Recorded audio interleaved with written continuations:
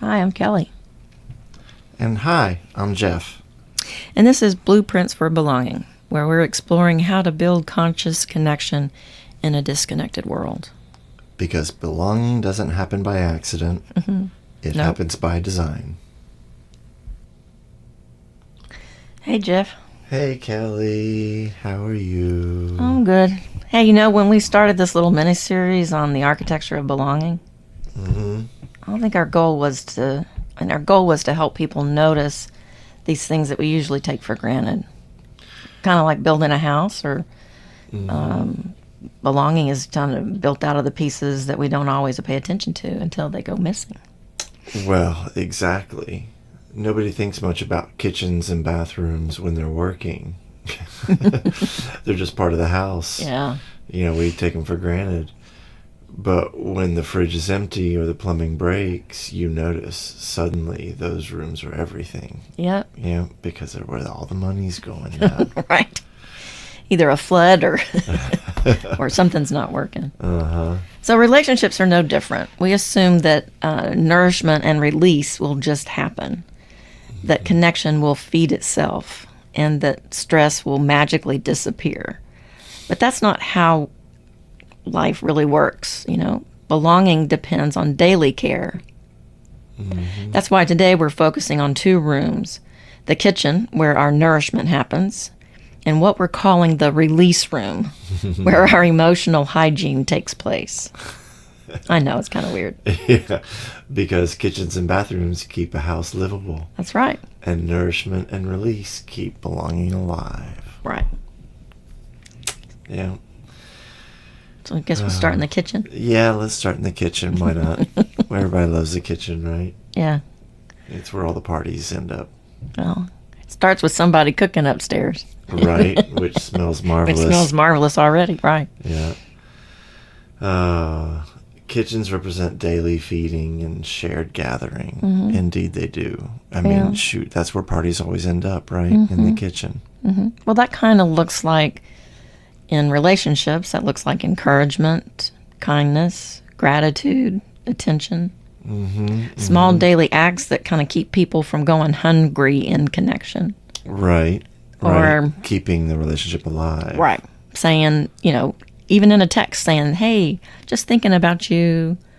Or sitting down with some coffee with someone and say, I really appreciate you taking the time to come and hang out with me today. Right. Those are our meals. Think of it that way. Yeah. No, we don't think of them as meals. I can consume you. Not that way. No. Well, if those things are consuming you, then you're doing something wrong. No. But just saying things like, I appreciate you, becomes like a meal that you're making for someone. Yeah. It's a kindness. It's a gratitude. It's attention. All those things are so important to our connections. And they need constant work.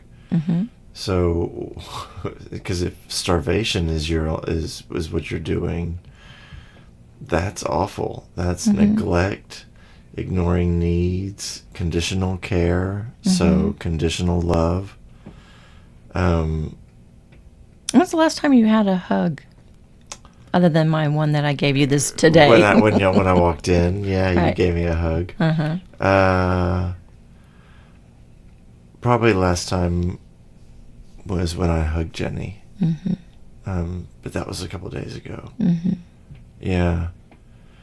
Those are just as important, right? Hugs. Oh, yeah. That personal touch. Or somebody just listening to you about, like, what we usually do, a check-in when we start our podcast, just to kind of hear each other, what's been going on and in our lives over the past couple of weeks, or past week, or couple of days. Or a couple of days if it's been sooner since we've spoken. Yeah, indeed. And when we do that, y'all, when Kelly and I meet, we usually talk for about an hour or two before we actually start recording, which helps warm our voices up a little bit, but also it connects us. It maintains our connection. Yeah, right. We're not happy just jumping into this. We need to talk a little bit about it. Yeah, and the hugging thing. Oh man, as a little boy, every time my father would come home from work, I you would run to run hug. to the door to hug him. Yeah. And I just loved hugging my dad. Yeah, I mean, I would jump into his arms and just give him a big old hug and get a big whiff of his cologne. Yeah, that was perfect. Because I don't think my mother was big on hugging. I mean, now we hug when I see her or when I leave because I see her so infrequently. But, yeah, nothing like... I think the reason I was so eager to hug my father is because I was so starved for emotional attention that, daddy's home, you know?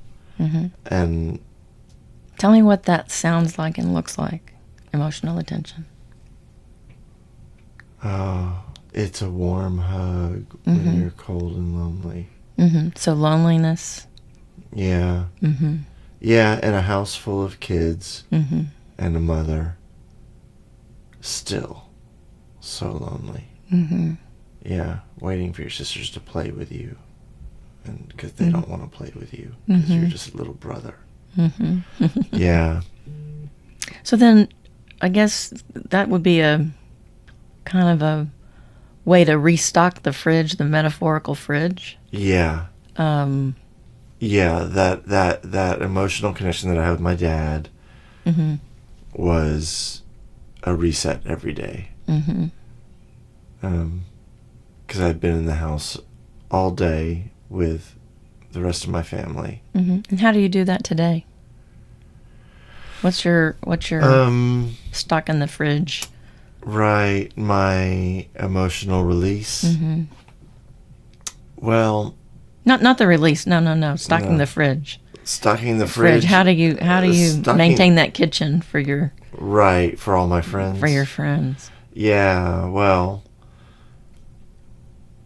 with Jenny, since I live with Jenny, we cook for each other, and we eat together, and we talk every day. We have a catch up, usually in the morning or at some point during the day, where we're just sitting down chatting about where we are and what we've seen, and those are wonderful. I can't imagine either of us surviving in that house together without that, because we're both extroverts, and we both need people, and so right now we're using we each need other. Community. But I think sometimes we kind of get starved without meaning to by people that I'm too busy, or oh, God. and I don't have time for this, or they withhold attention because you're just too much, or I don't know what you need from me, or you don't take my advice, or right. I don't know how to help you. Right. So then we start to ignore our own needs too about that too. So we don't. Well, because we might be trying to fulfill their needs, and so we ignore our own to do that, and that's just a recipe. So for then disaster. stocking that fridge would be what? What do we need to make sure we have daily? In kind of the, like, I need to make sure I have a hug daily, or I need to make sure that I go out and have a conversation with somebody daily. Right. Yeah. I'm not always good about doing it daily. Well, okay. You eat daily? I do eat daily. Okay. Yeah. Just making sure. I eat real food daily. Yeah. But the whole metaphorical thing, Yeah. I don't know that I'm that good about doing it daily. Although as I confided to you earlier, I'm not really good about doing any daily practices. But I think I'm going to start a gratitude practice, a specific gratitude every day. Okay, so that's a gratitude every day and kind of writing it down in a journal, I'm guessing? Yeah. Or kind of I'll- saying it to yourself every day? Or saying it to yourself I'll that probably day? start writing it down, but then I'll probably stop and just begin to say it because I'll get in the habit of it. Yeah. So there's another way that sometimes we kind of withhold nourishment from people or family, or from our friends or from our family, is when we only want to give care or noticing them when they perform for us. Like, what have you done for me daily? You haven't done anything for me that's daily. Conditional Yes. love. Yeah. Well, there's plenty of conditional love around. Transactional bullshit. It leads to starvation in that sense. With I just want to be around somebody.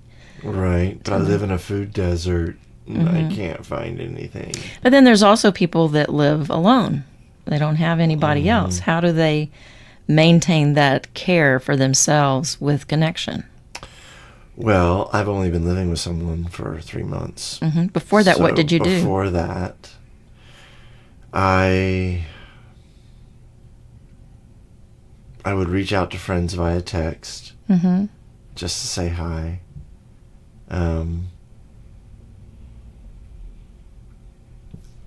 Would get bent out of shape if they didn't respond in a timely fashion that I thought was suitable. Yeah, that used to be me. Used to be. And now I'm much more aware of the back of everybody's train. Oh, good. It's like, yeah, well, I don't know what she's going through, so I'm just going to wait.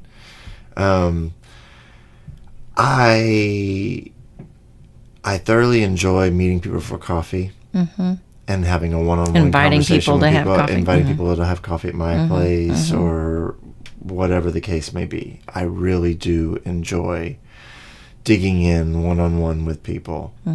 A lot less so. I mean, I still enjoy like a small dinner party, maybe 4 people. But you get much bigger than that, and you lose the ability to really connect with everybody. So just a one-on-one is really what you prefer? Yeah, okay. Because I will share some it's really deep a deeper, stuff. right, and it's really nice to have that emotional security with just one person being in the room versus 5 people. Right, where the dynamic is kind of questionable. You don't really know where to go, and you're unsure about what you can say. Yeah.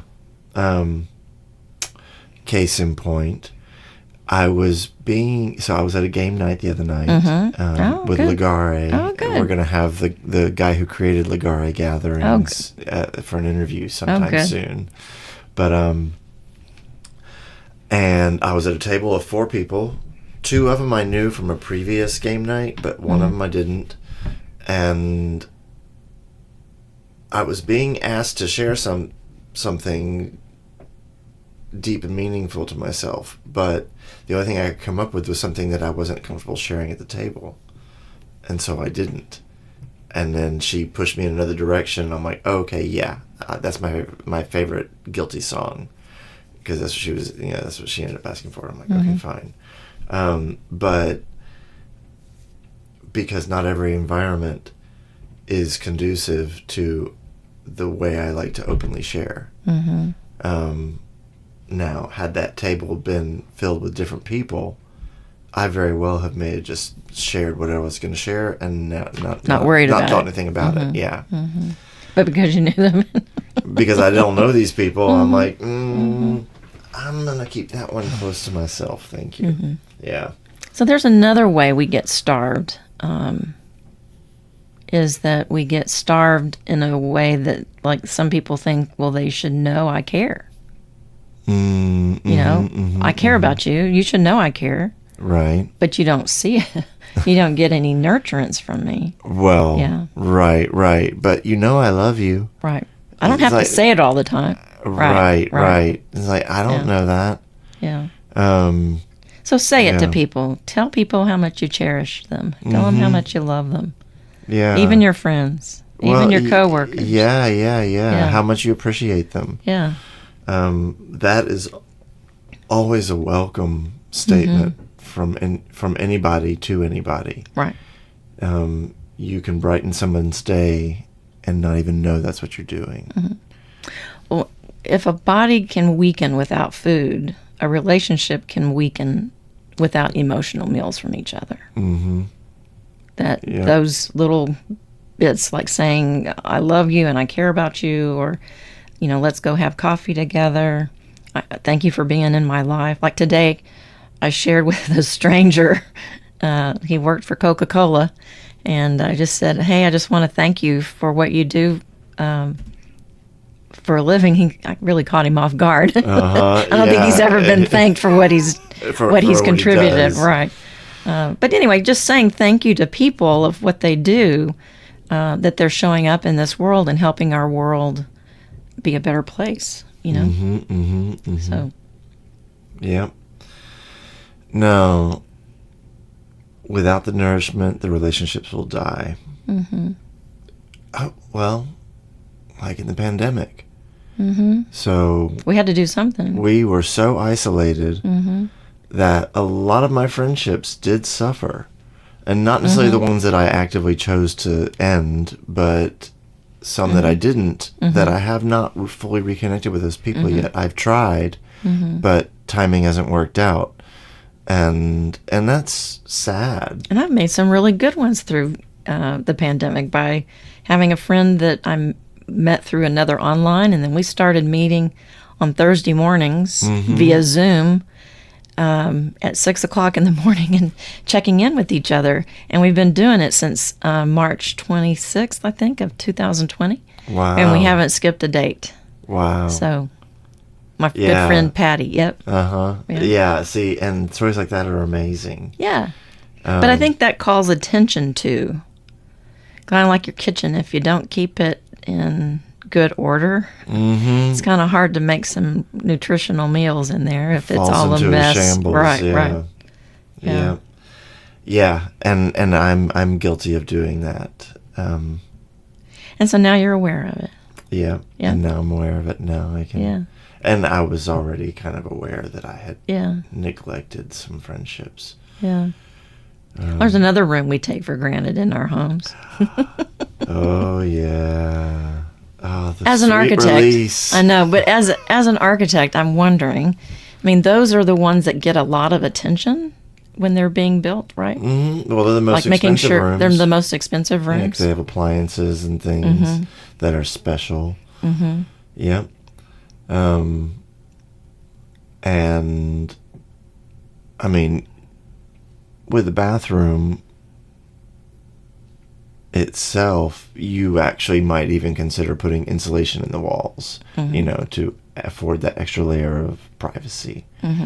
Because as a society, we have shamed each other so much that we do not use the bathroom in public. There's always that level of privacy that's needed, which, I get it because I grew up in this society, but I wonder if there will come a time, probably, well, I don't know, maybe there'll come a time when we're not so concerned about that. And maybe there's already a time on another planet where people aren't concerned about that. Like dogs. Right. We'll just go anywhere. Exactly. Yeah.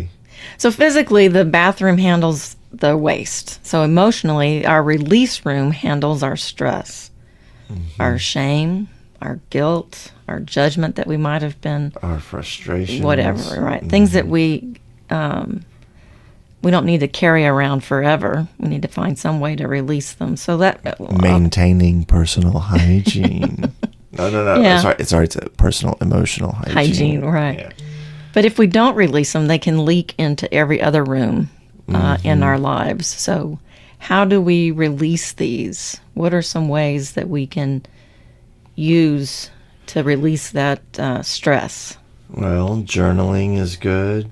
Crying, breathing, talking with a trusted person. I mean, for me, going out and shooting something with my camera, that is helpful for me. That's very centering for me. So I can do that. I can create something artistic. So creativity would be another way to play. Yeah, creativity. It helps center me. And I think it can be beneficial to most people if they just try it out. Because you kind of go to a happy place. A happy place? Yeah. Tell me. It's what I call my happy place. And I get there by writing, by shooting. Not shooting like shooting, but camera photography, shooting. right? By taking pictures. And by and by creating. Where it's, especially with, well, actually with all three of those things, it's where my intuition and my conscious mind are working together. And so for me, it's a happy place because the whole world falls away and all I'm doing is focusing on what I'm doing. Curious. How about your birds? Are they... Oh, well, that's part of creating. Yeah. Okay. Yeah. Okay. Yeah. And actually, I'm finishing your third bird? No, I'm finishing the cigar box. The cigar box? Yeah, my mushroom box. Oh. Do you remember? I don't know about that one. Oh, okay. I'll have to show you. Okay. So I'm finally done painting it, and now all I need to do is poly it. So it is so close, and once that's off my table... Oh, I have another project that sort of came up. I can't tell you about it because it's for you. But, yeah, so it's a secret. Okay. And I might do that before, because Jenny just showed me how to do these things. Oh, good. And so I'm like, I should do that now. But then it's the third bird, my Eeyore. Yeah, because I already have his body. I know what his eyes are going to be and his mouth. So this is the play we're talking about. We're talking about how to use some emotional release, and through creativity, that's one of our ways to have some emotional release. Just being able to play, not having to worry about whatever it is. So it's a way to reduce stress, and stress is one of the things that raises your cortisol and makes you want to go... Makes you anxious and angry and all that kind of stuff. So anyway, so in this, you want that release for that stress. So some people take 10 minutes, some people take a day. It just depends on what you want it to be. So you can, have some sort of a way that you set your time frame for how you want to practice that emotional release. Yeah, because what happens without it? Right. You get clogged. Yeah, emotional leaks all over the place. Leaks, right. Oh, into the bedroom, into the living room, into the kitchen. No, stop it. Right. So belonging, tell me a little bit more on what you think toxic belonging looks like. Oh, toxic belonging. Toxic belonging would be a transactional relationship. It's conditional love at its worst, where you're expected to perform a certain way to maintain that friendship. Whereas real belonging is, well, I love you for who you are. Let's not really call it toxic belonging. Let's call it, what did you say it was? What, real belonging? No, not real belonging. Transactional relationships. Yeah. Let's call it that and not necessarily belong. Because I see belonging as either you either are or you're not. Well, right. But just when people get into that type of thinking that you have to do this for me because you're my friend. Or if you don't do this, I'm not going to be friends with you. Right. I'm going to tell you how to wear your shoes. That sounds like somebody we all know about. Yeah, I know. I wonder who that could be. Yeah. So why do you think all these things matter? What we're talking about? Why are all these things that we're talking about? Why would we take our day and talk about them in this way? Why are we wanting to share this information? Why is it so important to get this message out? Because to have healthy relationships, we need to maintain our own health. We have to learn how to love ourselves first before we can love another. Right. So being aware of how these things. Right. And because doing these daily practices keeps you in a healthy state. And meditation is another good one, actually. Just a few minutes every day. I think it's important to have and foster relationships. Because if you're just walking around angry all the time or frustrated, if you're not even aware that you're angry, it's going to get onto somebody else. Oh, yeah. Right. People are going to stop hanging around you. Right. I mean, I think my lucky stars that I got out of architecture when I did, because it had made me a very angry person. And I was going down that route of anger and resentment. And that's a lonely place to be. It is very lonely. So needs were unaware and not addressed. Right. Yep. So part of why this matters is to try to help people kind of be aware of how, like earlier you said, we kind of take these rooms in our home for granted. In some ways, we kind of take these things about relationships for granted. So we're really trying to bring that awareness about it in the grand scheme of things. If I'm your friend, tell me you love me. Tell me you see me. Listen to me. Right. Just, you don't have to fix it. You don't have to respond to it. Just be there. Yeah. Right. Those are, well, two of the greatest needs that all humans share is to be seen and to be heard. And they don't even know that these are the biggest ones that they have. But they're the ones that get the least amount of attention. And it results in loneliness and depression, which is where we are as a society.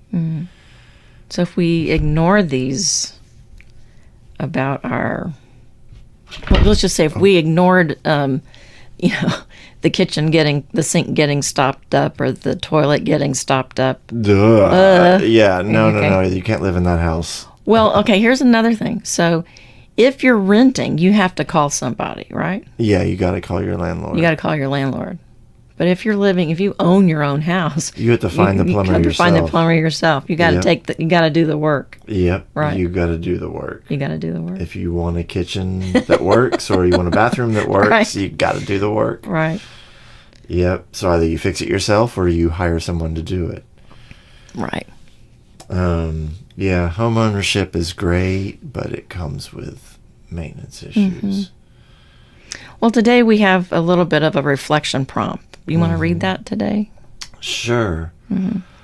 Hey, everybody. Ask, where am I nourishing others daily? Do you do it? Do you don't? Are you somewhere in between? Where might I be starving them? Oh, my.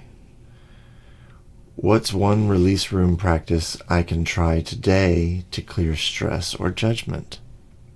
Yeah, the list that we read off, or perhaps something else that you like to do, something else that takes you to your happy place, where you can balance yourself out.